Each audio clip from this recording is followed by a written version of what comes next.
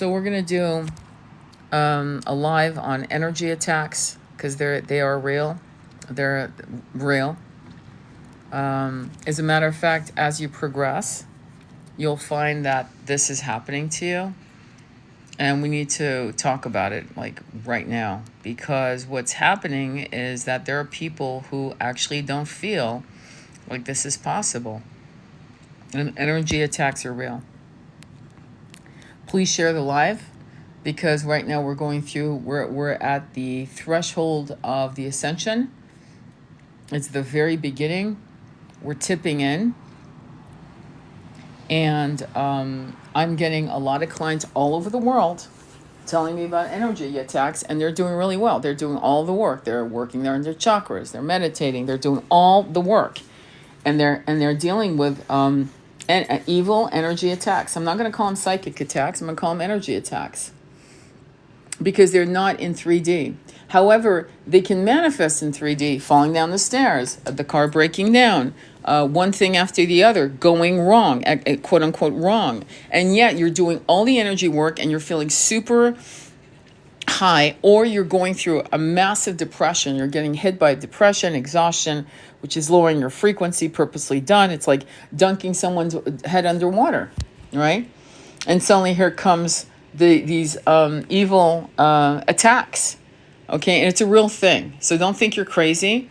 I just had another client in Canada tell me the same. I have a friend, shaman, sister, who is in England saying the same. And I can tell you personally, what I went through on driving here, like, oh yeah, I was being attacked. But as I was telling my friend, I was doing the Om Dom Durgaye Namaha, Om Dom Durgaye Namaha, Om Dom Durgaye Namaha, Durga, okay? And I was just pushing out the negative energy that was coming at me, and creating protection shield with the 5 archangels I mentioned almost every live. And if you don't know what they are, make it your own. Like, don't copy me, just believe me. Just whatever archangels that you feel so connected to, call on them. But here are the 5 I call on. And they protect me like bodyguards every day. Michael, Metatron, Raphael, Gabriel, and Uriel, okay? But this shit, as you progress on your journey as a high light bringer, okay, a high vibrational, multi-dimensional light being, as a high light bringer to the energies of this planet, and transmuting the shit show that we have been, we've had to witness, and we've been subjected to, because when others suffer, being empathic, you suffer too. Okay, it's diluted clearly, right? But it's still, you're getting hit by it. So don't think that your twin is the only person suffering, because you'll start suddenly getting hit by massive depression or melancholy or whatever, and you'll say, it's not mine. I know it's not mine. Whose is it? Well, your twin's not your twin's not revolving around you. It's not the only person that matters. I'm just gonna be blunt. There are people suffering all around the planet, and you're picking up on the wave, on the tsunami of this suffering. And it's hitting you because you're empathic, you're a light bringer, you're starseed. That's a no-brainer, okay? So be discerning and sit in meditation and go, what is hitting me? This weird melancholy or this weird hit of depression, which I know is not mine. On another note, other psychic attacks will show themselves to you in various ways. You know what I mean? And that's going to be confusing, because you're going to say to yourself, well, I don't understand. I'm doing everything right. Like everything. Like I'm in a high vibration. When my monkey mind starts slaying at me, I'm chanting it away. I'm working on my chakras. I'm meditating every day. I'm doing all these other things as well as these 3 basic things, right? I've added other things. I'm grounding myself in nature. I'm taking walks. I'm taking care of my body. I'm eating clean food. I'm not drinking. I'm not doing any substance abuse, illicit substance abuse, which, by the way, let's not confuse plant medicine with substance abuse, okay? If you get my drift. So this is a real concern. Chanting, bring in the light, the in, and letting negativity out.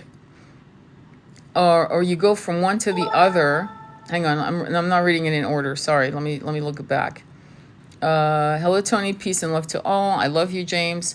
Thank you for being here. Or you go from one to the other, high highs, then absolute misery. Yeah. Chanting, bring in light on the in and letting negativity call on the out. I don't even think you have to do that. Though that's if you're really being decimated, muscle joint. What you might want to do is the minute you start doing that as a comment on dit, as a come on, D. I forgot. My mind is all over the place because I'm dealing with other things on a personal level. But when upon waking, though your eyes are closed, but upon consciously being aware that you're awakened, right off the bat, you should be doing your mantras. You should be working on your chakras. You should be doing all of that, giving your angels, guides, and allies permission to guide you in word and action, calling on your bodyguards of archangels to come and protect you. That should be upon sleeping and upon waking.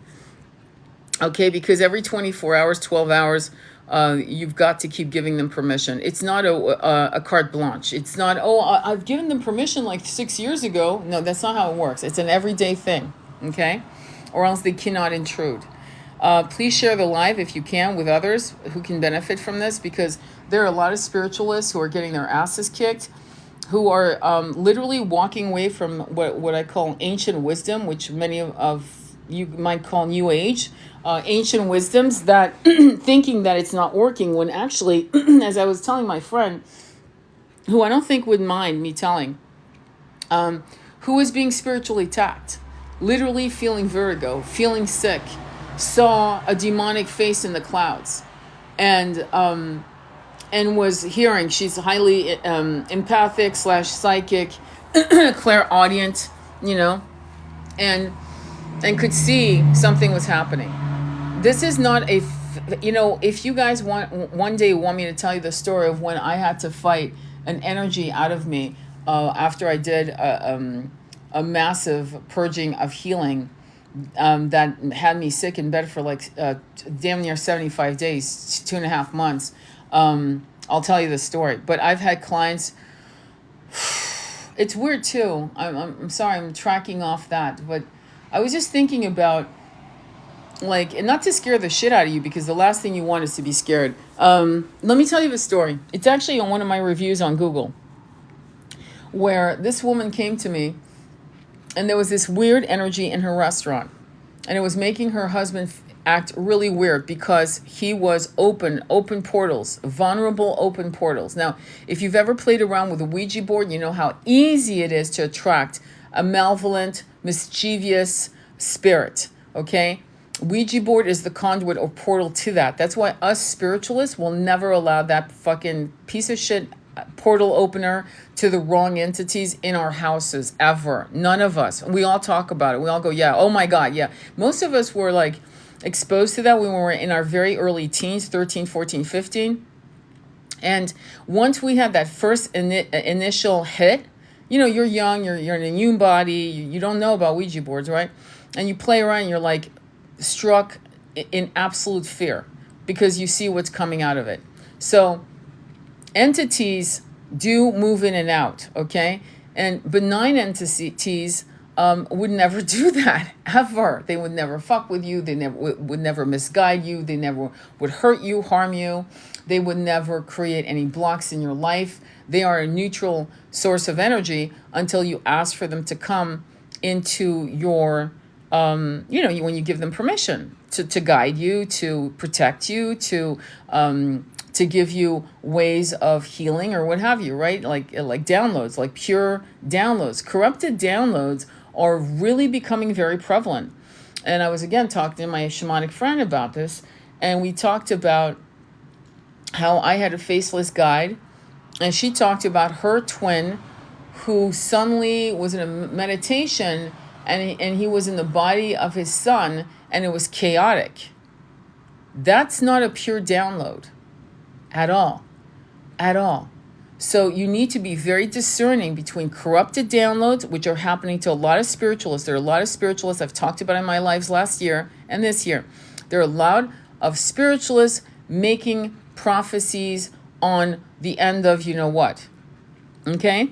instead, and the way that they have discussed it and shared it with the public, creating in some cases despair, relief. Oh, I'm glad that's going to be over soon. That kind of like apathetic. What's the word I want to use? Apathetic resolution to, I guess we're fucked, so fuck it. That kind of thing, which I think is ridiculous. That those messages, unfortunately, are from some pretty influential creators, content creators. But you have to understand that when you look at some of the higher profiled spiritual guides, like Lee Harris, right? Look up Lee Harris.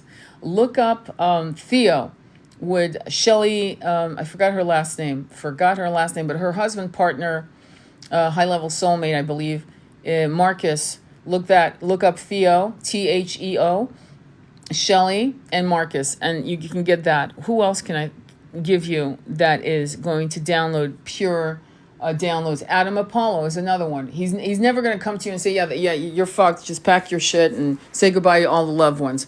When people are on a high vibration, they have a discerning understanding of corrupted downloads and pure downloads. And pure downloads are always, always, always supporting us. Planet Earth is begging to be released from the shackles of the fuckery of 3D infrastructural system that probably began when Atlantis fell, is what I've been just shown to say. So when Atlantis fell, it was the beginning of an abundant, generous, loving, non-judgmental society. Okay, if that makes sense. Let me look at your comments, because I'd love to. Let me see if there's any comments here. No, okay. So any questions on that? Any questions at all? So while you're going through your spiritual ascension, right? And let's say you're going through some depression or some sadness or melancholy or dark night of the soul, like massive fucking depression, what people would call clinical depression, right? I want you to continue working on your chanting, working on your chakras, and working on your meditations, even if all you can do, because when the monkey mind, when you're going through massive depression, the monkey mind will slay you and slay you. Chanting will keep you focused or bring you back to focus.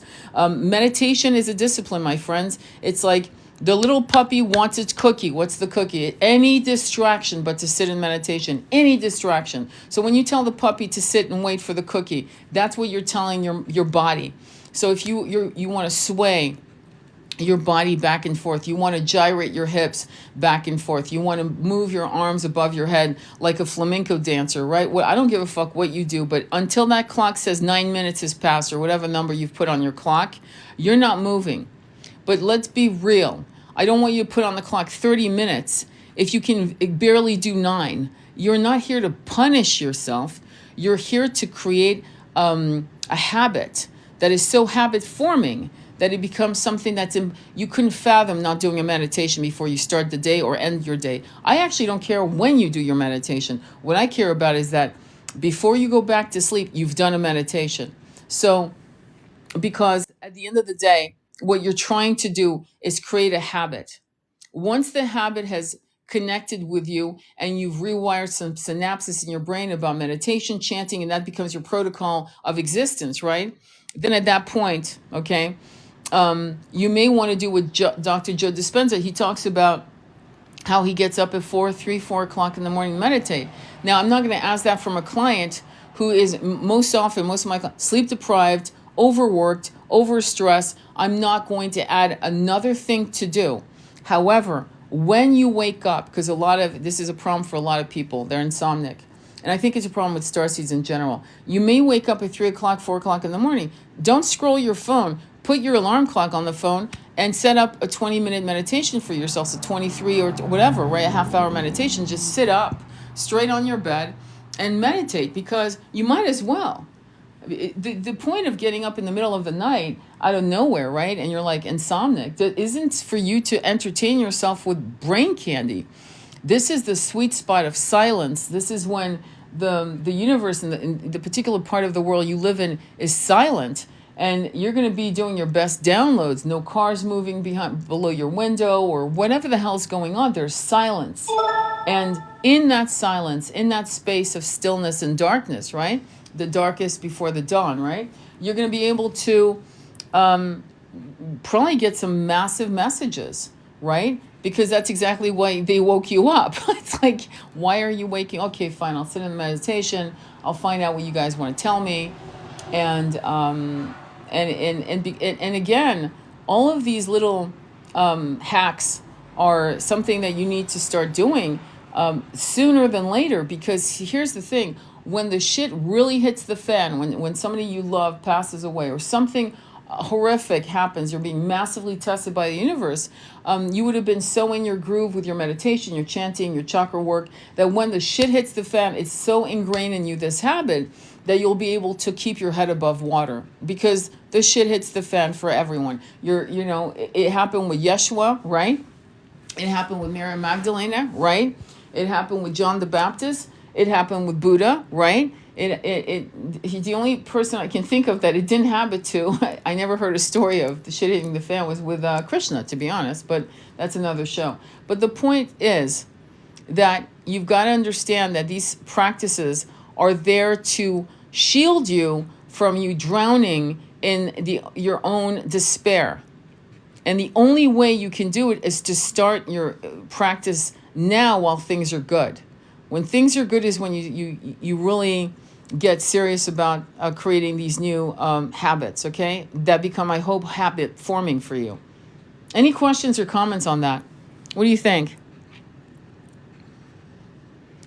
No, you're smarter than I am, my friend. Much smarter than me. Is nihilism the word you're looking for? No. All right, but thank you. So any other questions or comments?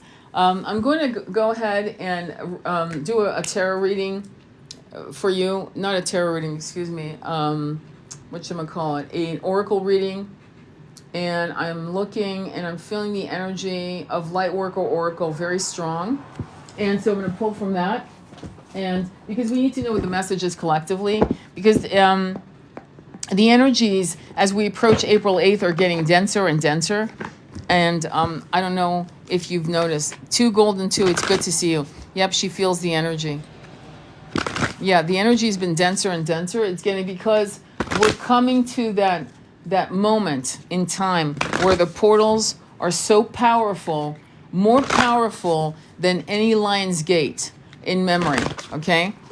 And that's saying something, because the Lion's Gate, I don't know if you've noticed, every year the Lion's Gate have been stronger and stronger and stronger during Leo season. Yes? Okay, so this, for some reason, is really trying to fuck us off our route, our path, the railway to our own co-creation with the universe, because many of us are using this portal to actually escort planet Earth and the collective into 5D.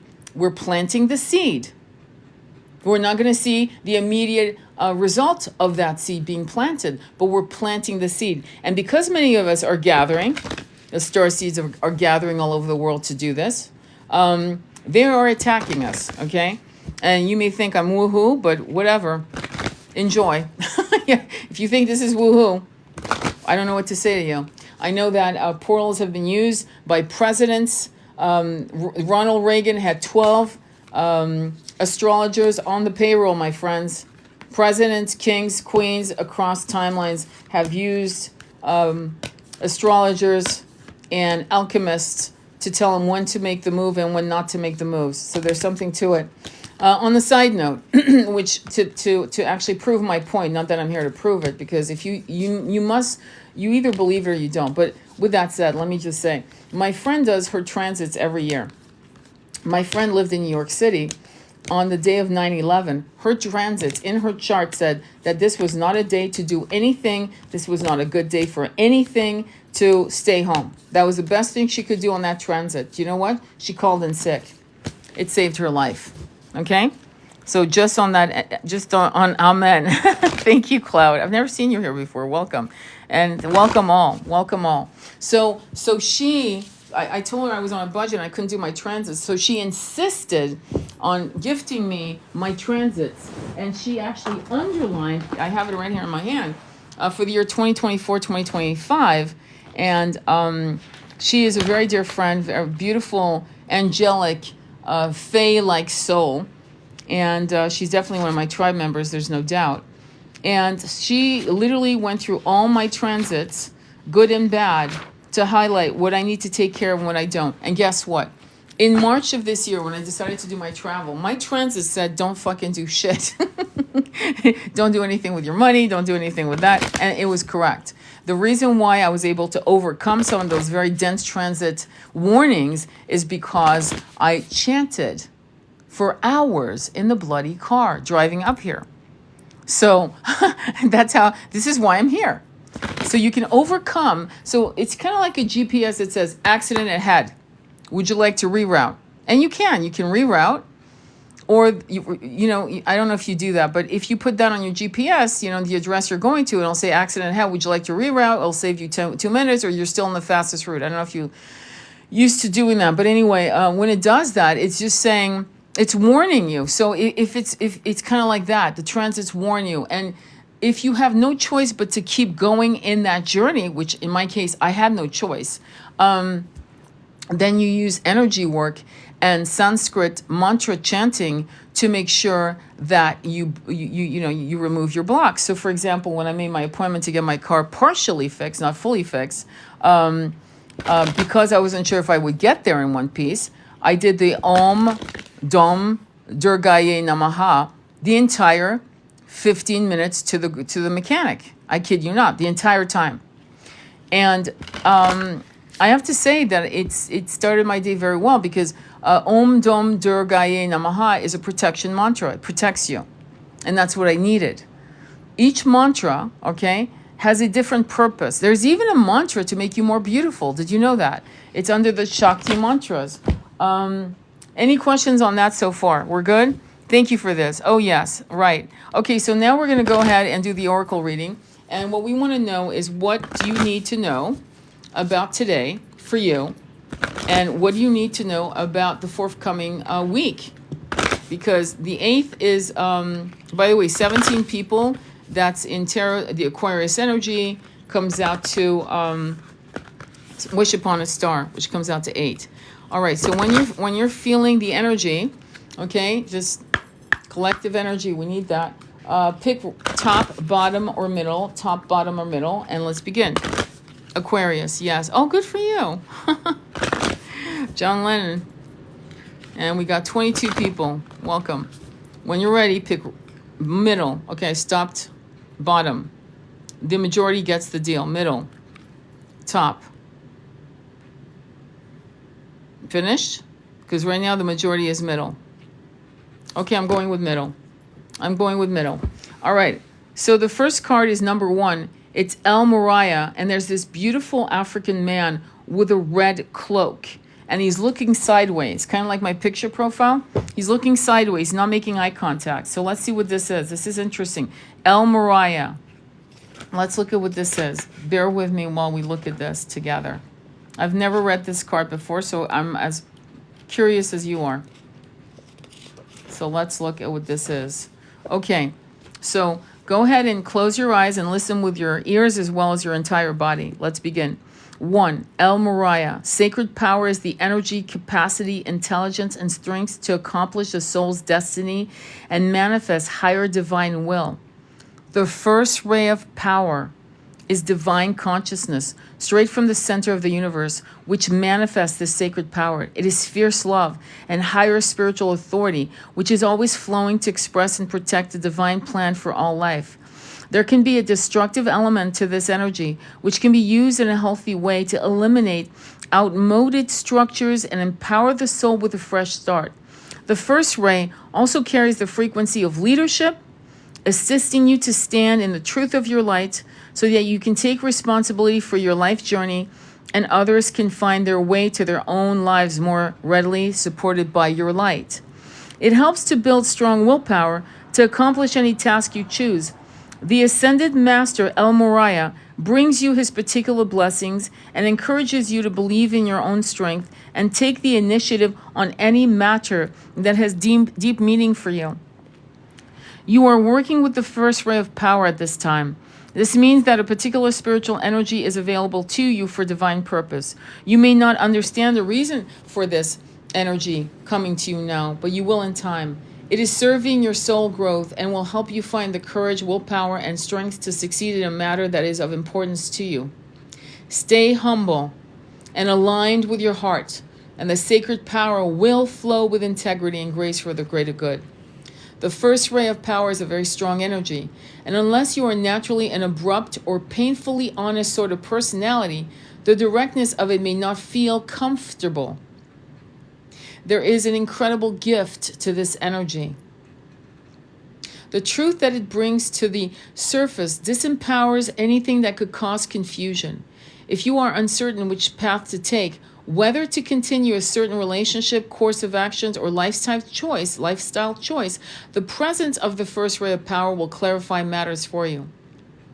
Once it moves through our lives, whatever is holding us back from the next steps of our authentic soul journey will be removed, either through a clear decision that we make or through circumstances that force our hand and get us moving in the right direction.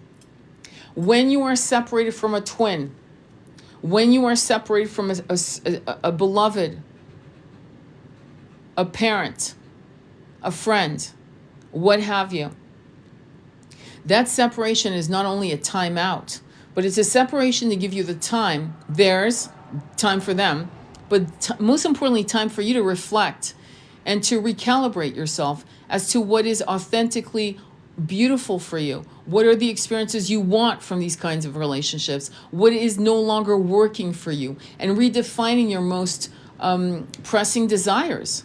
Okay? So let me continue.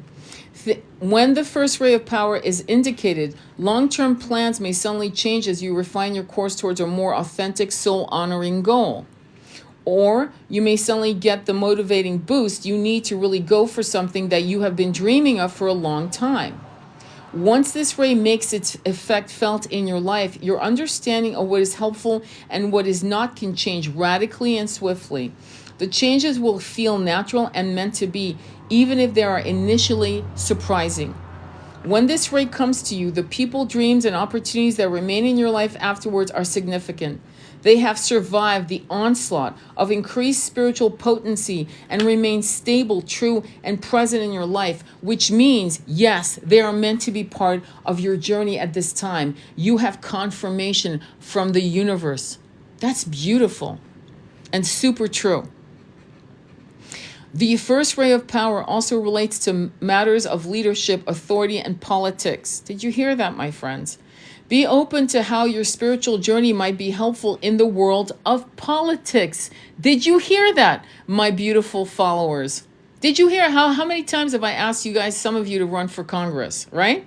To run from massive offices, to be in your spiritual light. And if you want to change the infrastructure, you better get going and be the leader that no one else can be. Because we have people with the hat of leadership who have no idea what the fuck they're doing. And there's no integrity behind their acts. Am I correct? I mean, you must feel it. So let me repeat the line. Be open to how your spiritual journey might be helpful in the world of politics. Whether that be through aligning yourself with a cause that resonates deeply in your heart, or bringing a more open, tolerant, and discerning viewpoint into the world of politics, which can otherwise too easily be filled with deception, manipulation, and power games.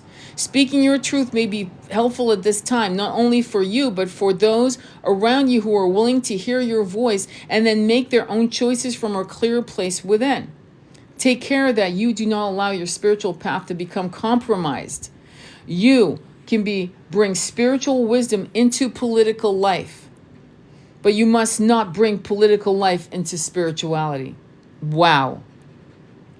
We sure did, James.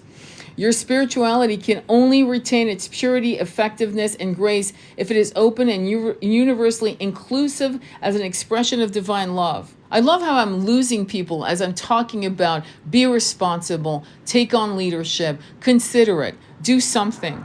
I love that because it shows me that those of you who are staying and listening to this message are aligned with whatever it takes.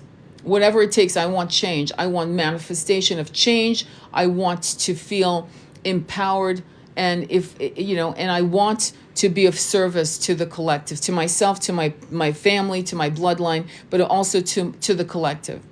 You will know when your spirituality is safeguarded because you will respect other human beings regardless of whether they share your political views.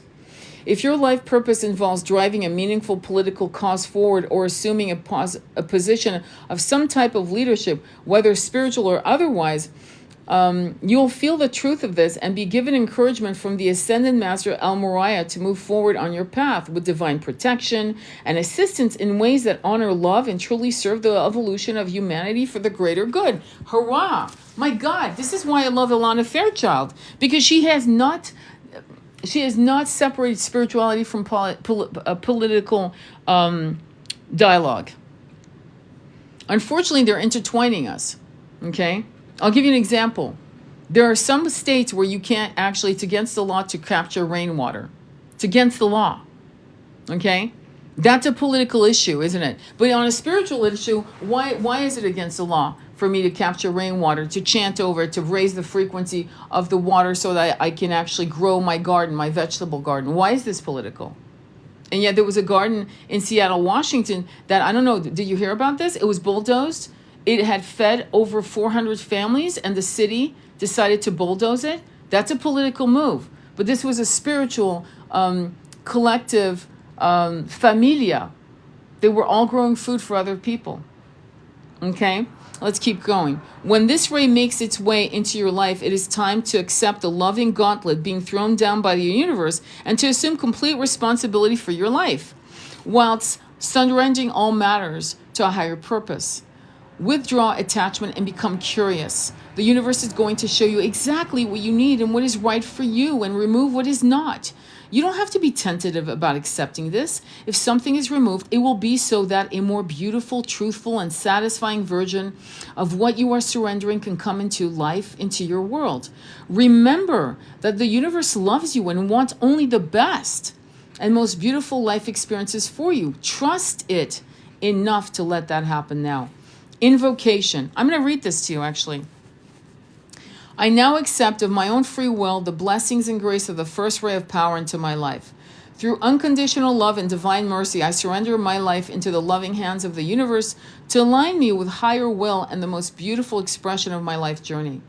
I will call upon the loving assistance of the genuine Ascended Master El Moriah in all aspects of this process and ask that the first ray of power be expressed in ways that serve the greatest good on this planet, that all beings may walk their true divine path.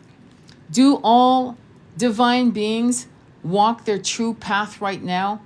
Would you say the majority don't? Would you say 99% of us don't? Not in full freedom of walking our divine path? It's an infrastructure problem, isn't it? May love manifest completely within me and through me according to divine will, mercy, and timing. So be it. Amen. Aho. Wow. What a fabulous card. That was amazing. I read that story. I love this. I'm still here. I hear you loud and clear. Yeah, well, Becca, you're one of the ones. You're one. I'm leaving, but you're a true vessel, may protect it. Oh, they're so sweet. I wish I had read that before. Loving life. Thank you for helping humanity. Much love to you, Earth Angel. This resonated heavy. Much love. Wow, that's fantastic. I hope to see you again. It was good to see you. Amen. So that was the message for you guys. So, I mean, I have one friend who said that he might run for mayor. And I said, mayor? Okay. Yeah, try to get out of that and go into Senate as soon as possible. I want you, what is this? Go big or go home. Just go big or go home.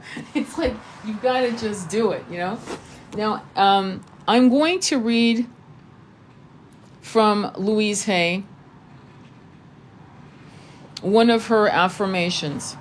In the infinity of life where I am, all is perfect, whole, and complete. I recognize my body as a good friend. Each cell in my body has divine intelligence. I listen to what it tells me and know that its advice is valid. I am always safe and divinely protected and guided. I choose to be healthy and free.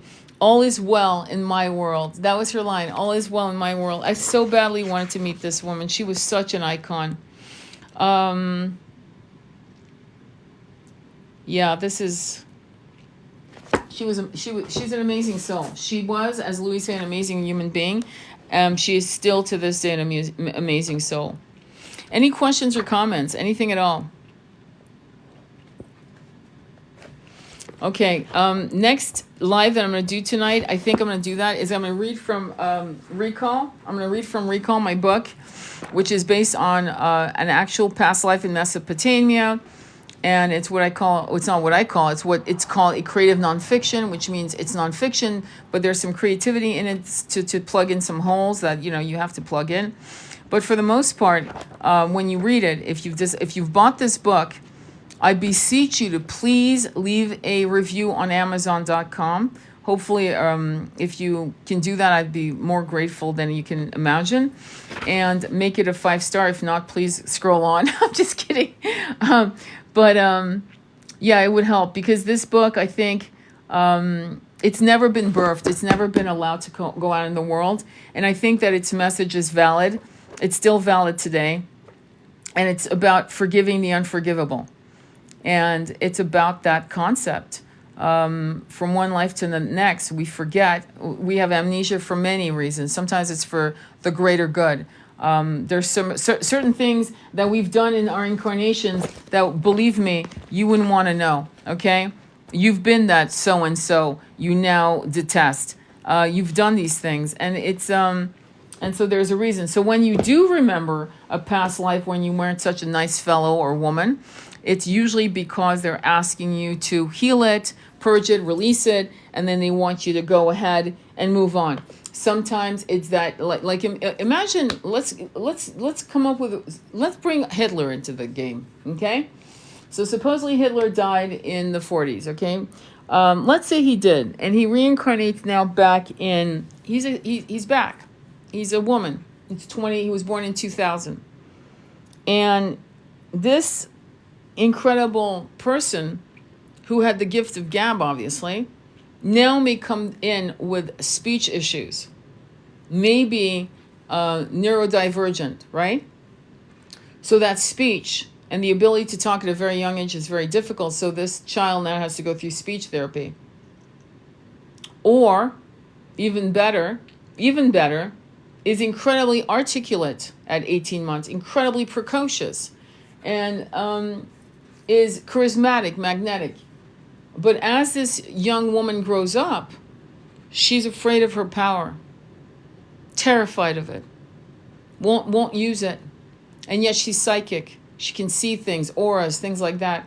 She's completely psychic. She's completely powerful. She goes into a past life memory through a hypnotherapist, let's just put it that way, just because we're telling a story.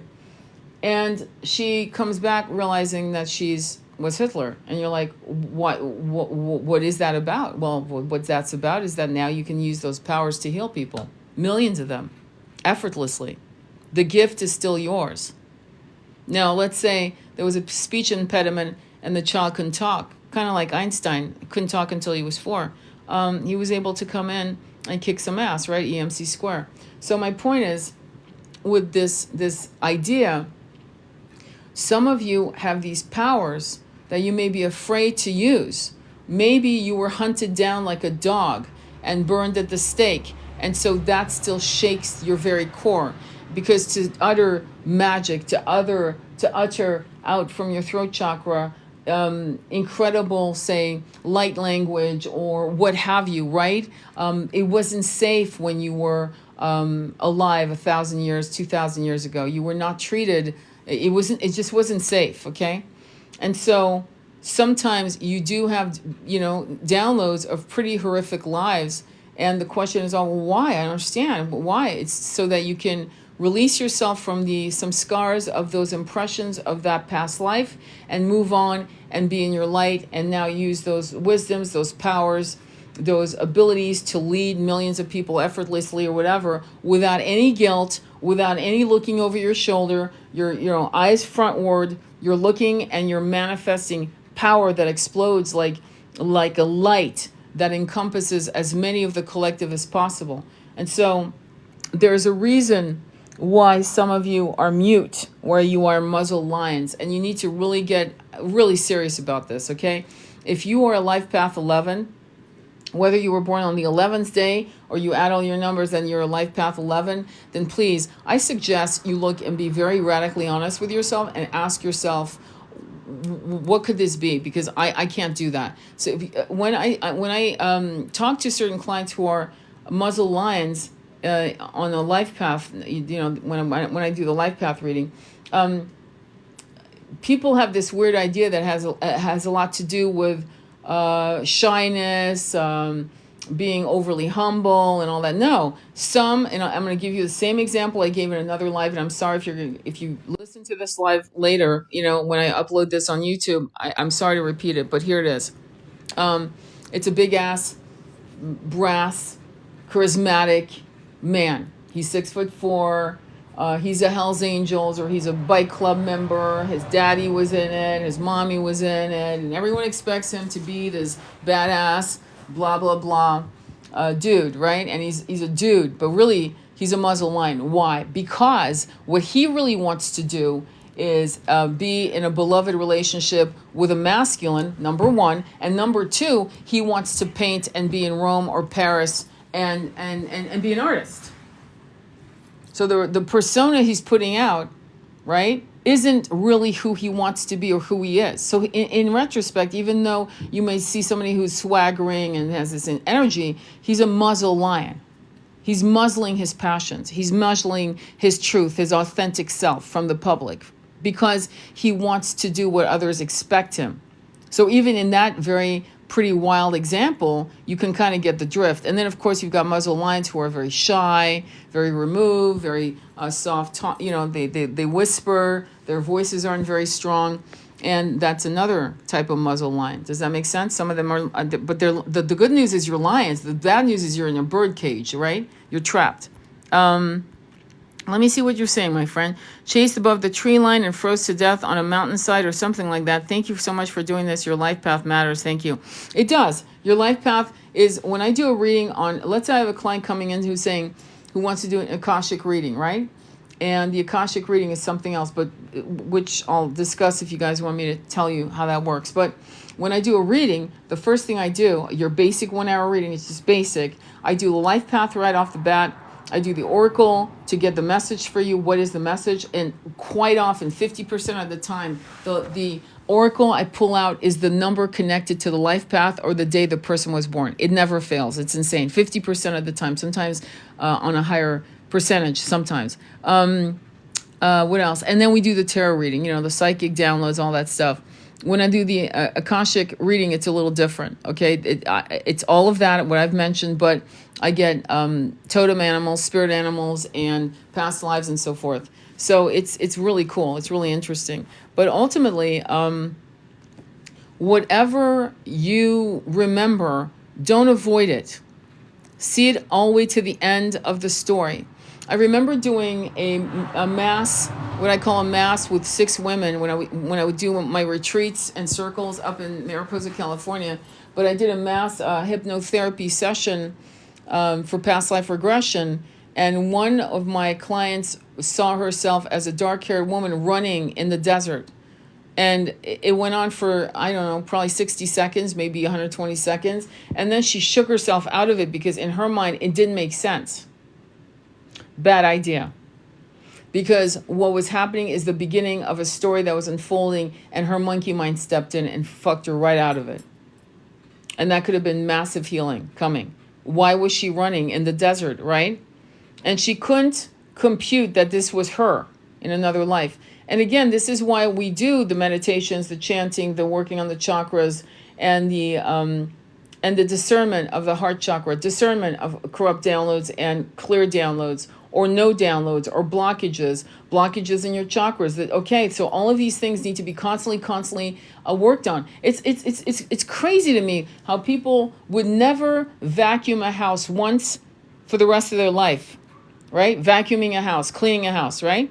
Oh, well, I did it last year. I cleaned my house. But they won't work on their chakras every day. It's insane. Personally, me, I like to vacuum every day, just on a side note. So that may not be your story, but it is mine. I vacuum every day. I like to vacuum every day. And the thing is, I work on my chakras every day. I definitely brush my teeth every day. I work on my chakras every day. I definitely take a shower every day. I work on my chakras every day. Do you understand what I'm saying? It's not a oh, I had someone work on my chakras. Really? Somebody is bathing you, basically?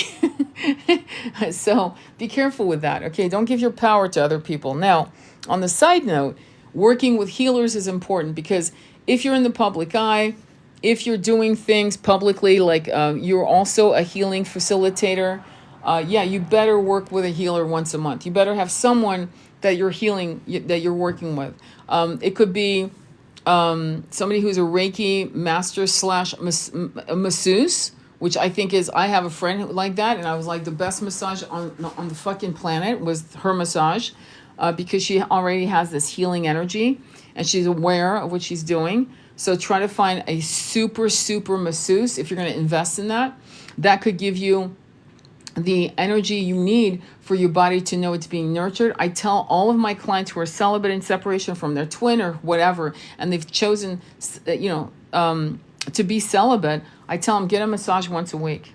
Get a physical, so that your body can sigh out all of that, so that your lymphatic system is drained out through the touch of another human being. I'm not kidding on that one. It's a wise investment. Okay, it's an important investment. What else? Thank you so much for, okay. Thank you, sweetheart. That makes sense. Great analogy. Thank you. So it's important, okay? It's not something you do at a whim. It's not a whim. It's a spiritual practice. It's something that is ancient wisdom. Ancient wisdom. I really don't like the New Age term, because it's kind of like, I don't like the term the chosen ones. I don't like, there's a lot of terms that are just such, anyway, it's not appropriate. It doesn't even belong. This is what you're practicing is ancient. It's older than every recognized religion to this date, okay?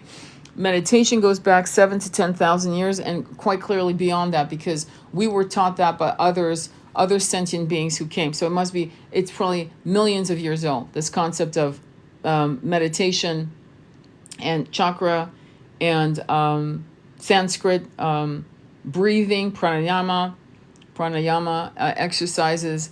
Dr. Weiss, is it Weil or Weiss? I forgot his name, but he had a CD on breathing. He had 2-part CDs on breathing, and I remember listening to it again and again. I like to brainwash myself a lot with repetitive stuff. I repeat, because I know that I have a battle with my monkey mind, and if left unchecked, it becomes a parasitical energy, right? Which parasites aren't nice, are they?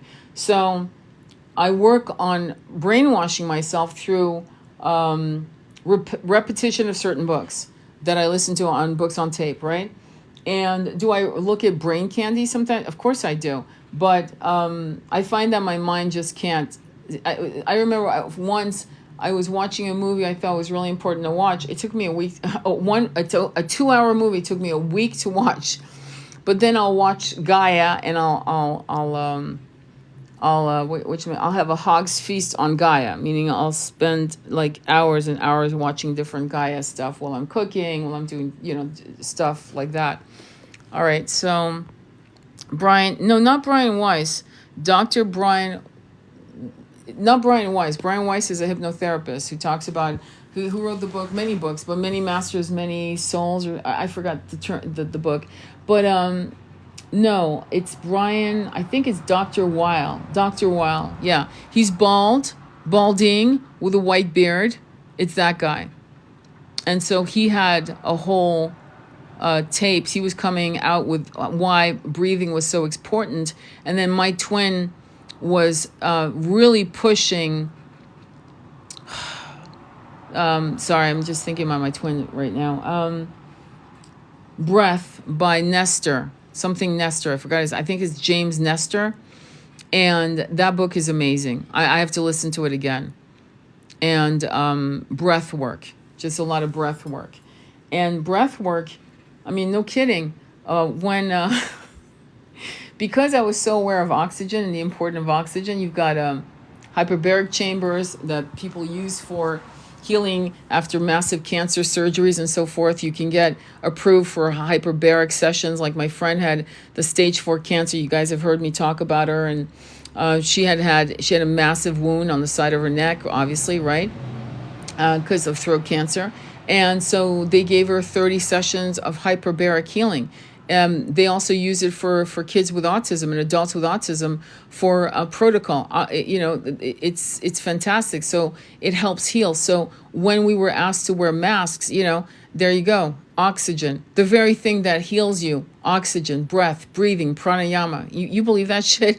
Anyway, I'm always astounded that they got away with it. But anyway, they did. Let me talk about more chanting by Thomas Ashley Farron, and then we'll do another oracle reading to see what the energies is. Dr. Andrew Weil, thank you. That's it. Brian Weil, I had it wrong. Thank you so much. He lives in Arizona. Let me see. Okay.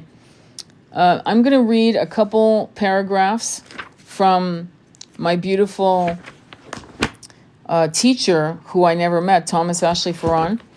And we're going to start with bandaging and building new skin. The process of converting an old energy pattern to a new one now needs a final bandage mantra. This mantra is simple and can be practiced for a full 40 days after completing the surgical intervention mantra and the Lakshmi mantra of great abundance. Or it can be included in the 20 plus 20 plus 20 day practice I will explain shortly. Om Shanti Om. Om, dynamic peace Om, is what it means. Om Shanti Om. Om is the seed sound for the brow center, which is where the masculine and feminine energies meet. Shanti means peace in a dynamic sense, not just an empty shell, but a powerful and active peace that radiates outward. This mantra gives the personality an entirely new energy to work with, in tandem with the Lakshmi energy. At the energy level, the combination of these two mantras completely replaces the crystallized anger center with a new and positive vibration. Transformation of the previous condition is now complete. Okay, so that would have been Om Shri, because he was talking about Lakshmi, right, which is about money, the goddess of abundance. Om Shri Mahalakshmiye Swaha. It means Om in salutation. I invoke the great feminine principle of great abundance. Okay, so I went backwards. Here we go. Methods for practice. As explained in Chapter 3, the traditional approach to mantra discipline falls into two categories. The 40-day discipline, or the goal of a certain number of repetition. The goal of a certain number of repetition is 108. I'm not reading, I'm telling you. And 108 is called a round of mantras. So each bead on your 108 japa, aka mala bead, is 108 times. So Om Shanti Shanti, one bead. Om Shanti Shanti, second bead, until you hit 108. And typically what Thomas talks about is that he wants us, and it works, to do these mantras, like this particular mantra, if you want money to come in. He says 40 days, but I've heard him say 45. And to be honest with you, I'm going to go with 45, not 40. 45 because it reverberates the number 9, which is God's perfect master number, and is a number of co-creation with the universe, the 9th dimension, where there is nothing. There's usually a void, right? And that's where you can start manifesting whatever you want. Everything, it's like Play-Doh. What do you want? I want this. Okay, so chant to that. If you miss a day, right? Let's say you fall asleep and then you did not chant that mantra, the clock goes back to 0. However, you haven't failed, because I've done it myself, obviously, and I still get the benefits, but I continue on with that intention. And I'm going to be working on that myself, actually, very soon. Let me go back. So for optimum results in transforming a lifelong pattern, the first mantra should be chanted as frequently as possible for 40 days in succession, then the next one for another 40 days, and the final one for another 40 days. This would produce a total discipline of 120 days.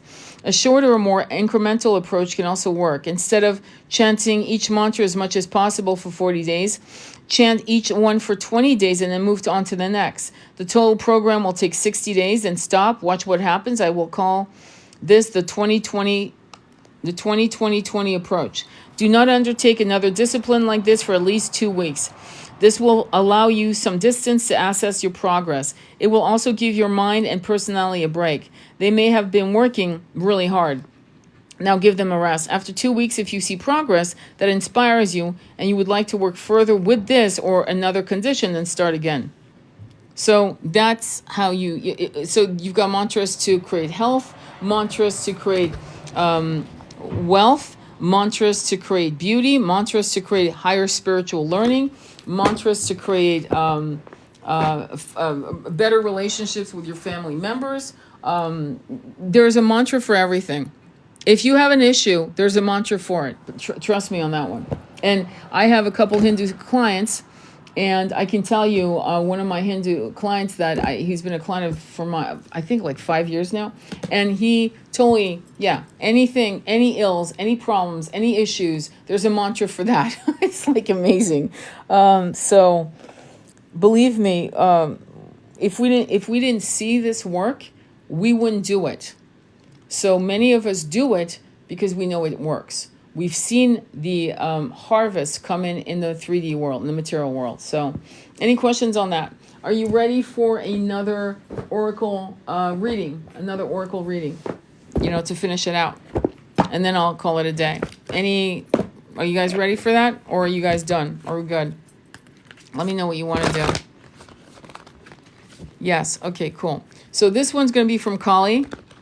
And Kali is as you know, my favorite deity, probably because Kali, I'm more of a Kali than I'm a Kuan Yin, obviously, right?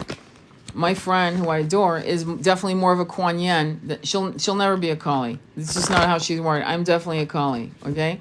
So Kali doesn't bullshit, but Kali can be soft and she can be very compassionate, and when she needs to be. But when you're full of shit, she's stern, or she basically comes in with her sword, to cut out the bullshit. That's why I love Kali. All right, when you're ready, top, bottom, or middle? Top, bottom, or middle? Let's do it. And the majority wins. The majority wins. Top, bottom, or middle? Top. Middle. Majority wins. Top. Top. You got it. Top. Okay, I got it. 16. Now 16 in Kabbalah numerology is the tower. The tower is when things collapse. You go all the way up the tower and then it collapses. You go all the way up the tower and it collapses. It means things foundational. It's usually because the foundation is not correct. It's a faulty foundation. However, when you progress in this incarnations and you turn 16 into 7, 1 plus 6 is 7, it is the journey. It is Neptune. It is filled with emotions, making decisions based on your emotions, your heart chakra.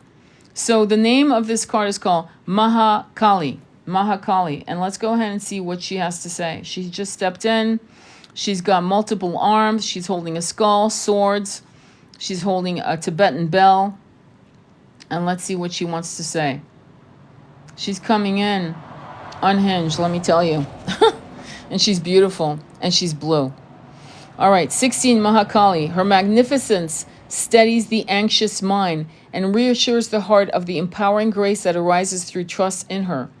Attempting to fathom the wisdom behind the workings of the Divine Mother would be like trying to cram the entire ocean into a teacup. Such wisdom is vast, and our perspective is limited. Yet, we don't need to understand divine will to benefit from it. Better to allow her creativity, resourcefulness, and unlimited vision to take effect in our lives, bringing us every grace necessary for our blessed fulfillment. The first of the 10 wisdom goddesses of the Mahavadya is the 10-armed Mahakali. She is laden with her sacred weapons. Many arms and weapons symbolizes the capacity of the Divine Mother to work beyond human limitations.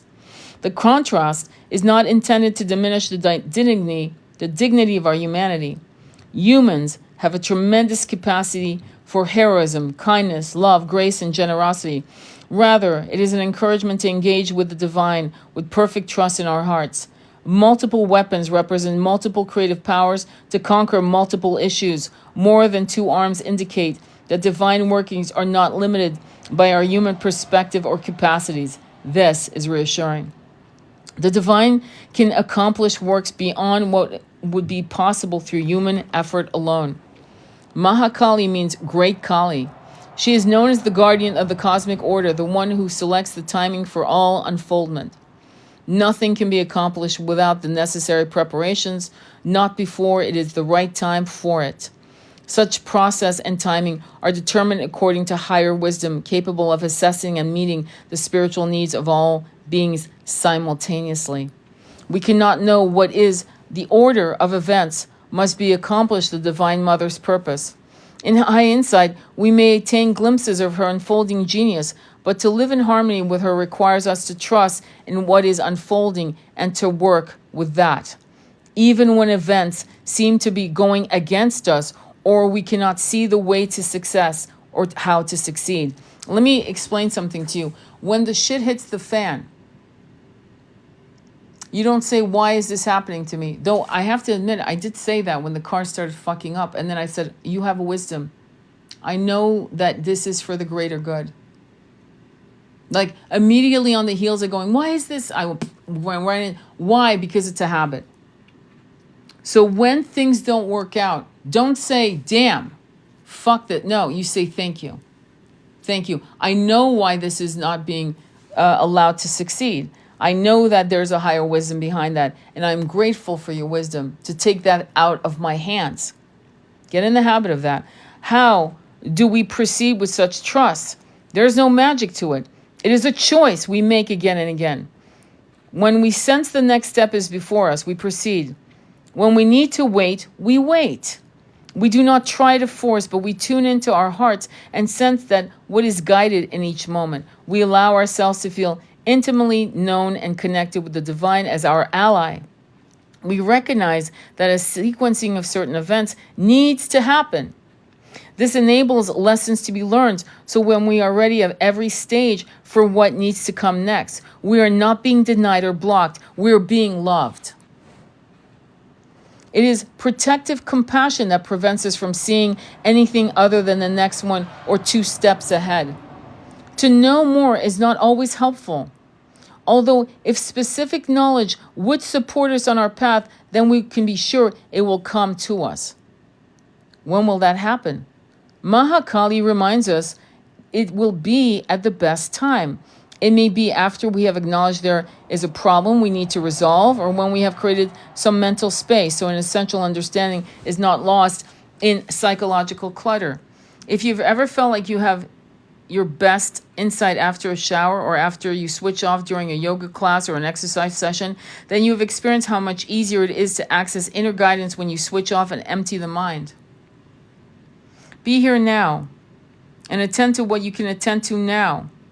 Leaving, they just told me one of the things that you may want to get into, I'm not being funny here when I say this, is get yourself some mandala coloring books or color or do art, create art, geometric shapes of art in any capacity. I don't care what you do in art, but if you honestly can't draw, like you can't draw to save your life, then you may want to invest in mandala coloring books and get some beautiful watercolor pencils and gold and silver. And really do something beautiful so that you'd be proud to frame it, that kind of thing. Be here now because it will empty your mind. That's my point. It will empty your mind. The other thing that you can do, art empties your mind. I don't know if you guys know, your mind just, so if you want to collage something, a vision, your mind will empty. Your monkey mind shuts down. I've talked to too many artists who tell me, yeah, that's right. Yeah. So for us as artists, visual artists, it's our meditation. It's a form of emptying. All right, let's continue. Be here now and attend to what you can attend to now, leaving all else until that right moment is upon you. Your heart shall instinctively know that moment without needing to be told. All that is happening now is growing you towards that moment. All that has happened before has grown you into capacity for this moment. This is as it is in Mahakali's beautiful wisdom dance as she wields the weapons needed to provide the right conditions, the right endings, the right beginnings within which the soul can flourish. Trust that what is happening now will give way to a new expression when the time is right. This will be when your readiness matches the requirements for success, and when those who can benefit from you your increasing soul awakening have awoken sufficiently also. Did you hear? Oh my God. Oh my God. This will be when your readiness matches the requirements for success and when those who can benefit from your increasing soul awakening have awoken sufficiently also. Attend to your work with determination and hope in your heart. Trust that the divine is taking care of everything else. Do you know that I upload my lives on YouTube constantly? Constantly. Did you guys know that? Do you know that I'm lucky to get 1 thumbs up, but I still do it.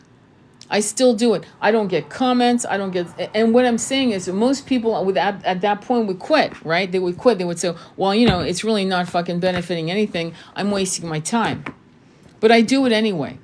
And I'm doing it anyway because if there's one person that sees it and hears these lives, then, and that changes their despair into hope or their self-doubt into more confidence, then it's important. You know what I'm saying? But I learned this idea from Eckhart Tolle to give him credit. So practicing the power of now is when I think I first heard him say this. So my twin and I, we used to listen to Audible books all the time. And as you know, my twin is very, very, very ill. But at the time when we were in our powers, when we used to run up hills and slay down, mountains of snow and do all kinds of crazy shit, hiking for hours and shit, like when we were both in our power. One of the things that we were able to do, which I really loved, we would listen to Audible books all the time. I mean, all the fucking time. And one of the books that we would go on repeat was Practicing the Power of Now. And one of the stories Eckhart Tolle talks about is before he wrote The Power of Now. I don't know if you guys know it. He was homeless. He was broke. He was being guided here and there. And but he would talk about having talks. And how sometimes he'd have a talk for one person and sometimes for no person. There were no one in the fucking room and he would still do the talk. And now he talks to millions of people all over the world. And it made me laugh at how humble and how genuine and how how he exposed that, that vulnerability, that there was no one gave a fuck what he wanted to say. Maybe he'd even talk to 2 people. That would be a good day. 4 was exciting. It's like, so, you have to understand that when you do your videos, when you do your content, when you speak to others, look at me. How many people do we have on this live just for the fuck of it? Oh, 25. I'm shocked. But anyway, but to be honest with you, I'm not an influencer by any stretch of the imagination.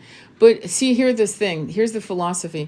If I can hit 5 people and those 5 people can hit 5 people of their own, then the ripple effect is magnificent. It's like the butterfly theory. Did you guys know that one? They talk about the butterfly in one part of the world creates a hurricane in the other part of the world. And there is that magic. That is from touching one hand to the next hand, touching the other to and it wraps around the world is the image that I just got.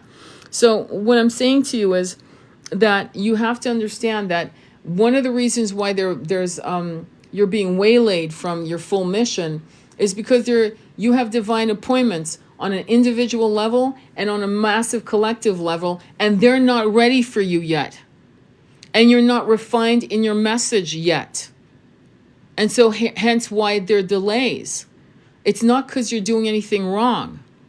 But the gardener doesn't start ripping up the seeds he just planted. She just planted because a day after he planted, the seeds have not shown any progress. That's insane.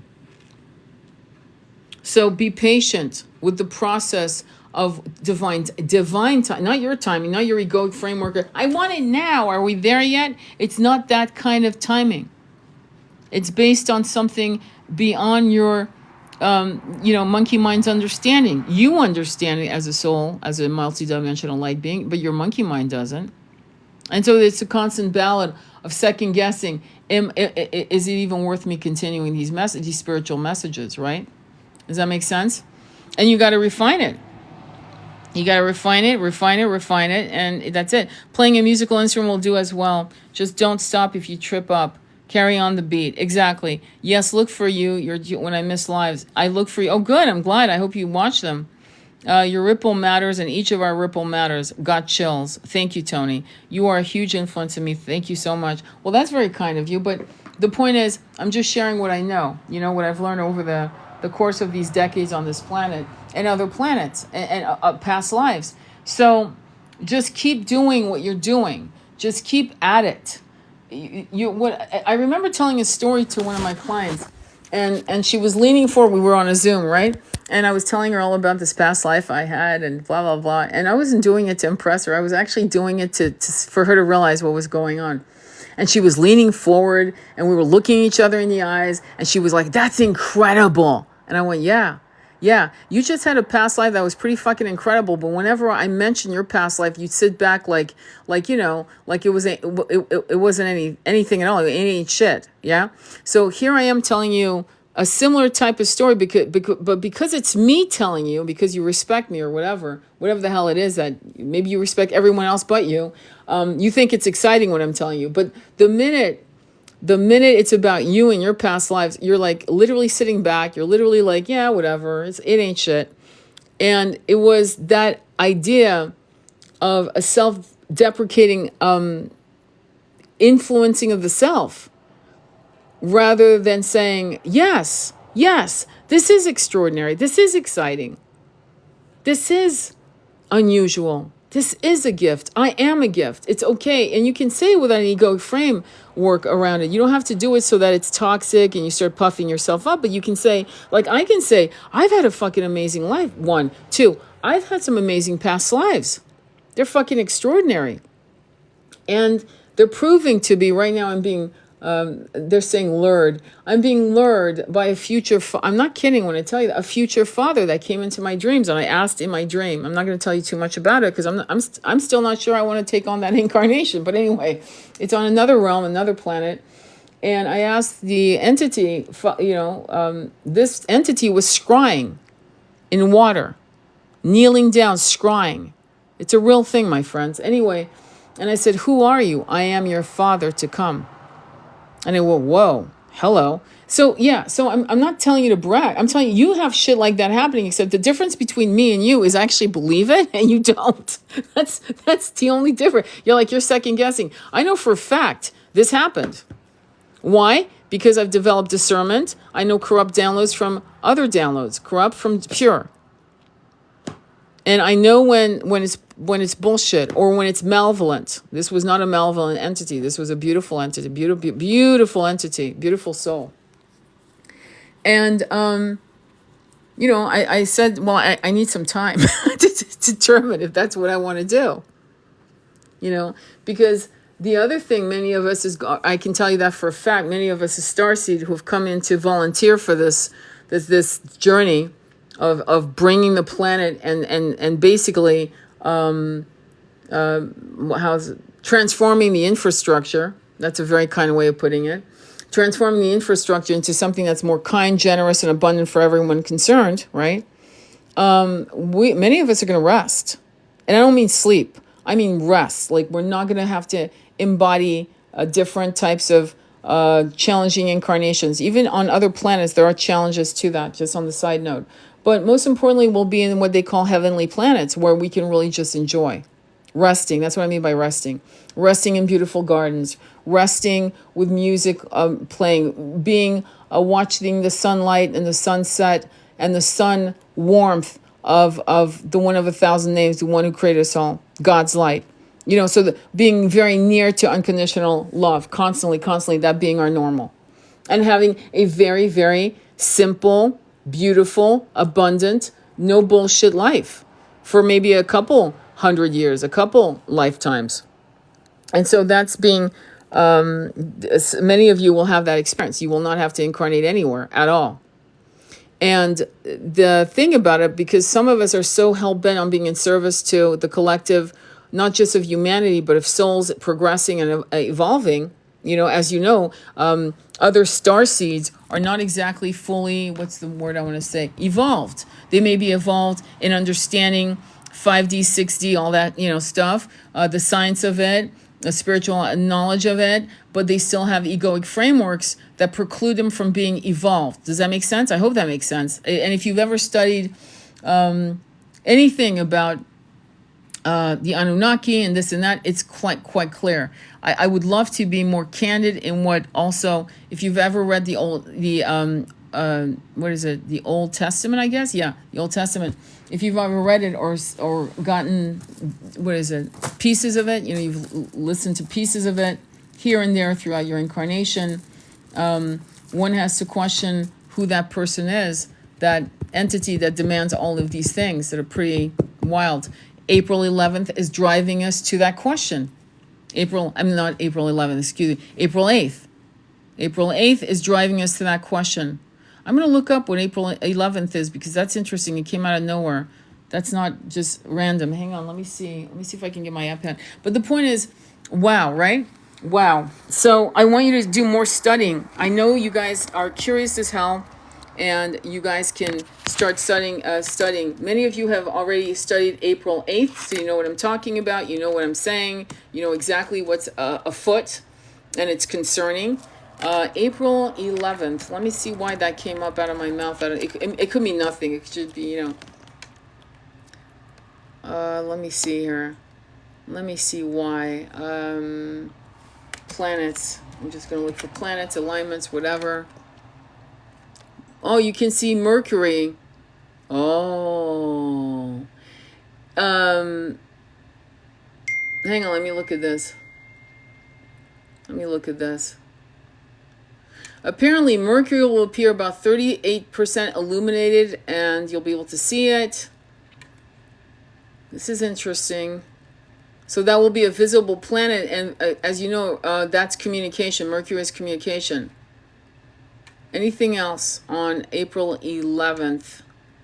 Because I'm always curious to see why certain things just drop out of the mouth. April 4th, Venus enters Aries. April 6th, Venus in Aries sextile Pluto in Aquarius. Let me look at this. Yeah, I'm not sure. All I can say is that, yeah, Mercury retrogrades Aries, time to reflect. Mercury retrograde. Oh, bloody hell. I'm trying to look and see. If you guys see anything else, let me know. My twin's birthday is 4/11. You talked about having 11 in your birthday as significant. Yeah, it's the muzzle line. The muzzle line is a. But let me see who's being born. Let's see what's going on with the people being born on 4/8, because of course we're gonna have sentient beings coming into human form. So when you add all of that, that's judgment. By the way, April 8th is judgment. Have you ever seen the tarot card Judgment? It's people coming out of their casket. Okay, but when 2 plus 0 is 2. 2 in tarot numerology is the moon. The moon, excuse me, that's the moon in Kabbalah numerology. In tarot, it's the high priestess. So judgment to the high priestess. I mean, literally, those are 2 cards in tarot. Judgment, people coming out of their casket, which is very interesting, right? The end of the world, blah, blah, blah. The end of the world as we know it, things of that nature. But really, it's really making a judgment call. Something dead coming back to life. That's actually what it means. And then the high priest is coming in and basically righting the wrongs. I know that's the card 11, which is justice, but I just saw it as a download. Let's look at what happens on somebody born on the 11th. Like, what's going to happen with them? So whoever's going to be born on 4/8 of this year will be a we'll have the vibration of 20. Judgment, it's the same. By the way, in Kabbalah numerology, judgment, the 20 is awakening. It's the same type of judgment card. And then of course the high priestess and the moon. It's really interesting. Anybody born on this is very interesting actually, is going to be a 32. 32, it's massive communication. Mercury, because the life path is 5. And that's massive power. But they will have massive power, but the day they're born, the 11th, gives them that, that's the irony here, gives them the muzzle lion frequency. However, their life path, their whole complete life path, gives them the Mercury, gift of gab, the silver tongue, all of that. So that is actually going to collide. This person, whoever, or these entities being born on the 11th are going to have a collision of the gift of gab and being able, and yet being shy, or not believing in their power to move people with their voice, with the way they communicate through blogging, vlogging, speech, singing, whatever, art. These people are going to be colliding. The people born on April 8th are Judgment, the Moon, and the High Priestess. Very interesting. Very interesting. And also Mercury is going to go retrograde. So that should be a lot of fun for all of us. Like I said, it's going to be a bitch. I've become a magnet to help others with my life experience. They find me and it's like they are me prior to my awakening. I understand. That's interesting. Very interesting. So that's what's happening on that end. April 8th is my 24th birthday anniversary. That's congratulations. We talked about that. I remember that. So that's pretty cool. Any other questions or comments? Okay, so if you don't have 108 bead mala, japa, they're also known as japa. I'm holding one made right now that I gave my twin.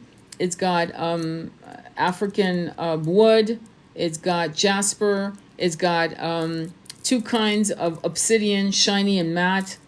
And I prefer to use quartz crystals, but you know, when you first buy your first mala, just get a sandalwood. You can get some really good sandalwood out of India for 18 to 20 bucks. It smells really good. It's real. It's sandalwood from India, and you can get 108 bead mala. You should have one.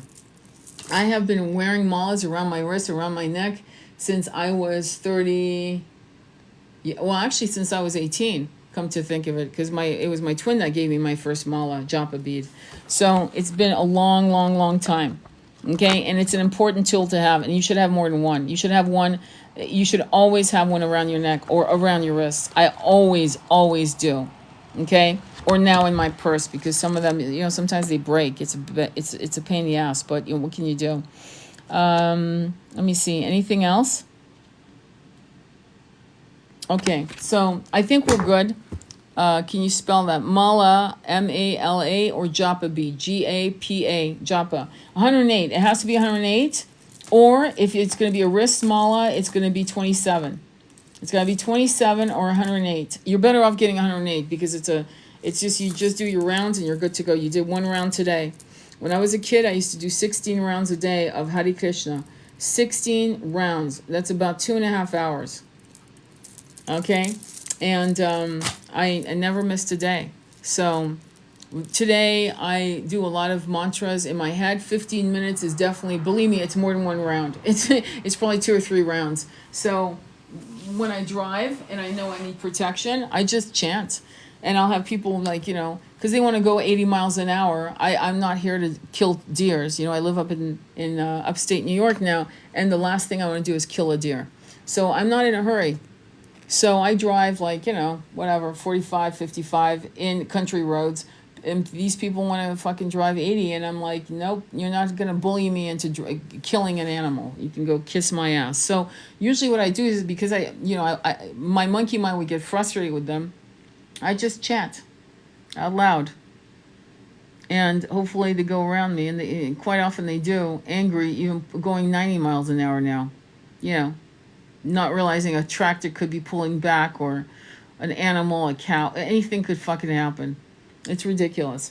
But ultimately, when I chant, it's for all kinds of reasons, including the intrusion of my monkey mind, where I'm in space, like I'm meditating, my monkey mind steps in with its bullshit, and I'm like, or bullshit images that it wants to download, and I chant, and then I breathe. I do breathing exercises. And then the monkey mind is now settled back in the back seat where it belongs, or it wants to fight me, arm wrestle me, and we're like, let's get it on, my friend, because you will not outpace and outrank my chanting. So believe me, it's normal. Okay, you're not messing up, you're not failing in your meditation. It is a real thing where it's almost like a mini exorcism of will. Yeah. I need a lesson. I need a lesson. You need a lesson? What kind of lesson? I think I kind of gave it to you, hopefully very quickly. But It's very. I would get the. I wouldn't get 27 beads, honestly. I have wrist malas right here, like I have two, but I don't use them. I use my 108 beads.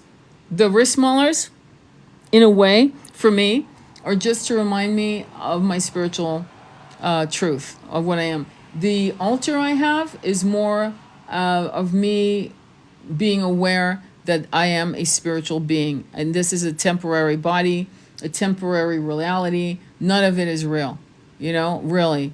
And because of that truth, which is should relieve you actually, you can manifest whatever the fuck you want. It's like, but can we? In some aspects, no, there's certain things that you actually signed up for to be an experience that you can't overcome. However, you can't soften the blows until those particular challenges are you have met their expiration date, right? If there's a storm, it's going to last maybe 12 hours, and then eventually that storm abates, and that's it. It's the end of the storm. There's no more storms coming for the next 3 or 4 months, right? So it's that same kind of understanding. All right. So I want to send you much love, and I hope this helped. Follow me for more if you want. You can check out some of my videos. If you want to look at some of my lives, you go on my YouTube channel, which is on my profile. Linktree, go there, or just search on YouTube Sacred Intimacy Tarot, and you'll find it. And I will upload this video. I will upload another live that I did, but I'm starting to just upload all my lives so people who missed this one can actually check it out. Thank you as always. Peace and love to all. Yeah, Om Shanti Om. Thank you very much. Namaste. Be well. Take care.